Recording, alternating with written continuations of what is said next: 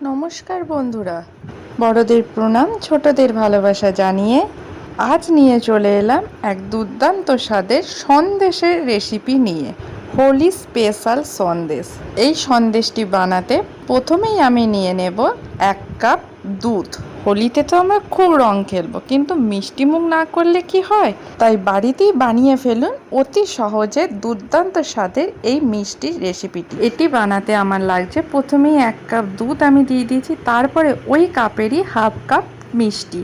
তোমরা এটা তোমাদের স্বাদ মতো দেবে। তারপর দিচ্ছি 4টে এলাচ, 4টে আমি ফাটিয়ে দিয়েছি।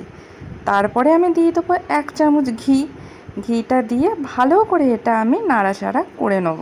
ভালো করে নাড়াচাড়া করার পর আমি এই দুধের মধ্যে দিয়ে দেব সেম কাপের 1/3 পরিমাণে গুঁড়ো দুধ।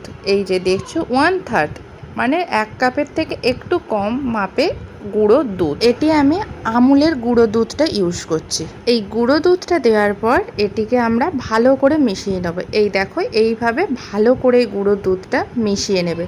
ভালো করে না মেশালে এটা ডেলা পেকে যাবে গুঁড়ো দুধটা, তাই এটি খুব ভালো করে মিশিয়ে নিতে হবে। বন্ধু বান্ধব, আত্মীয় স্বজন সঙ্গে তো রং খেলবই, কিন্তু তাদেরকে খালি হাতে রং মাখালে হবে, সাথে তো একটু মিষ্টি মুখও করাতে হয়। তাই বাড়িতেই বানিয়ে ফেলুন অতি সহজে দুর্দান্ত স্বাদের এই মিষ্টি সন্দেশটি। দেখো, দুধটা আমার এখানে ফুটে গেছে, তাই কন্টিনিউ তোমরা কিন্তু দুধটা এইভাবে নাড়াচাড়া করবে।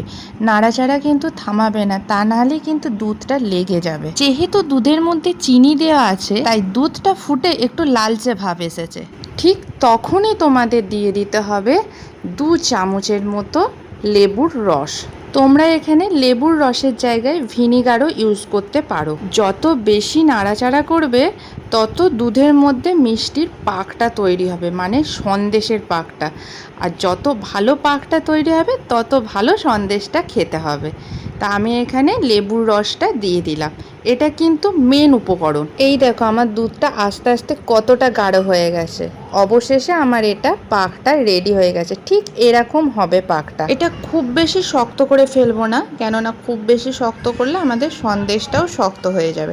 তাই ঠিক এরকম হবে। তারপর একটা এরকম চওড়া পাত্র নিয়ে নিতে হবে। পাত্রটির মধ্যে আমি তেল বুলিয়ে নিয়েছি, তোমরা চাইলে ঘিও বুলিয়ে নিতে পারো। আর এই মিষ্টির ডোটা এইভাবে চাড়িয়ে সমান করে একটা শেপ আকার দিয়ে দিতে হবে। তেল অথবা ঘিটি কিন্তু অবশ্যই পাত্রের মধ্যে লাগিয়ে নেবে, তা না হলে এটি পাত্র থেকে তোলা যাবে না। এই দেখো, আমি এইভাবে একটা শেপ দিয়ে নিয়েছি। তোমরা চাইলে গোলাকার জায়গাতেও শেপ দিতে পারো, আমি এটা চওড়া জায়গাতে শেপটা দিয়েছি। ঠান্ডা হলে এটিকে নর্মাল টেম্পারেচারে ফ্রিজে 1 ঘন্টা রেখে দেবো।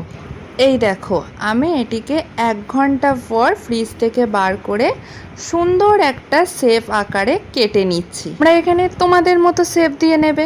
তো কি বন্ধুরা, অতি সহজেই খুব তাড়াতাড়ি তৈরি হয়ে গেল তো একদম দুর্দান্ত স্বাদের এই সন্দেশটি।